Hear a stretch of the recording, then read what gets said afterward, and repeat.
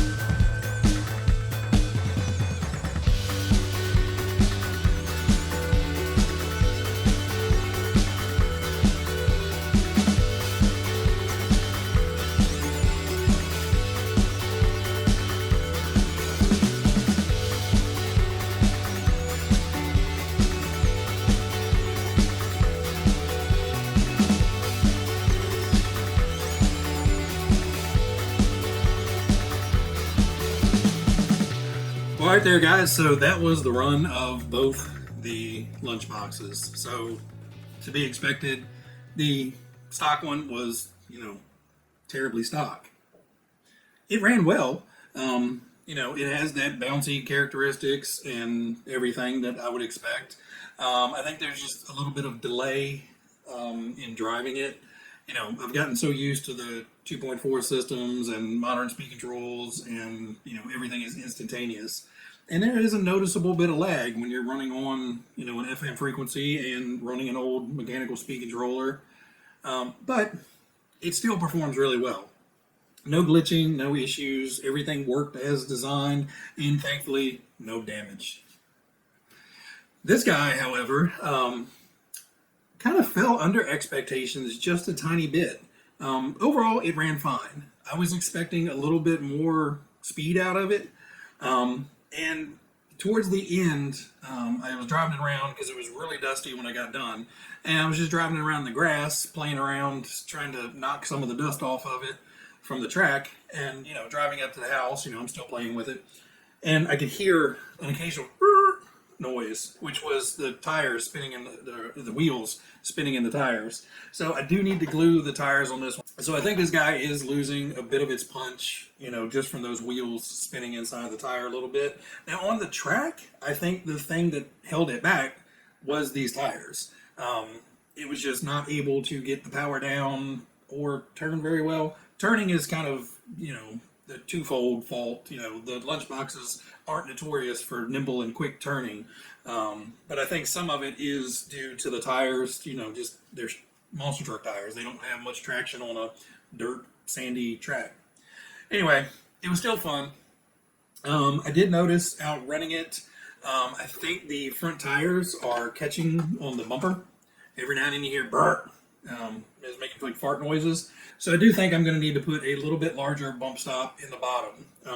The stock ones I think are like 19 millimeters. They're really, really long. And these I think I put like 8 mil pieces of fuel tubing in there. So I think I just need to, maybe take and add another 4 mil to that. Just to keep that front end from bottoming out and catching the tires. I think when it's turning real hard and the front end bottoms, it grabs hold of this bumper and makes a god awful fart noise, which is slightly amusing but also concerning. I don't want to rip the bumper off.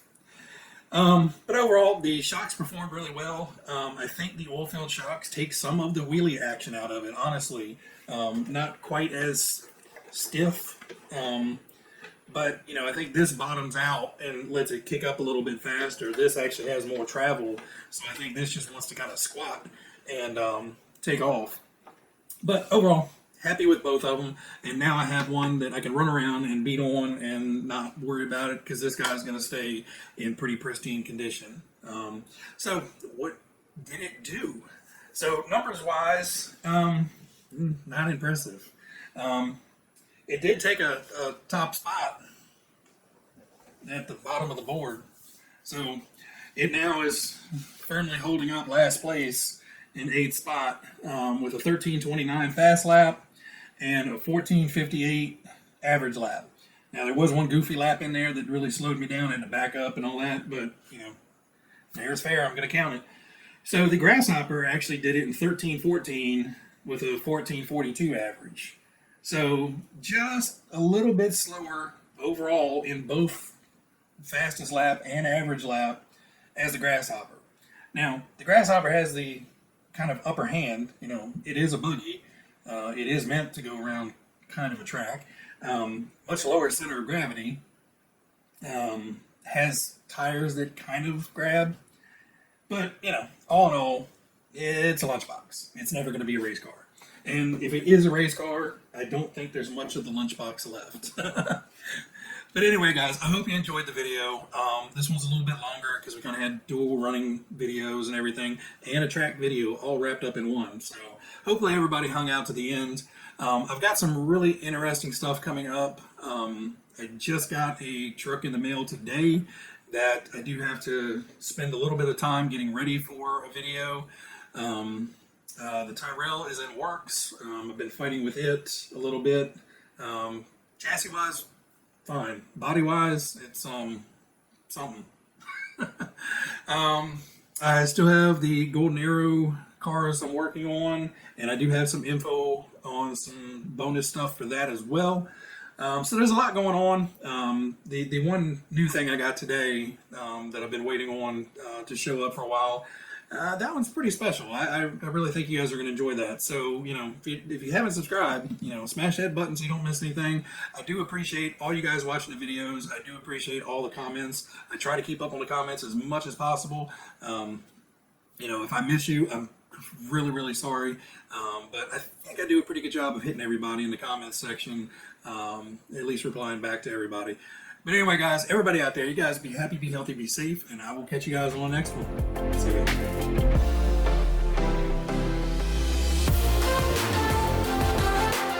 From those tires spinning around, or the wheel spinning around inside the tire.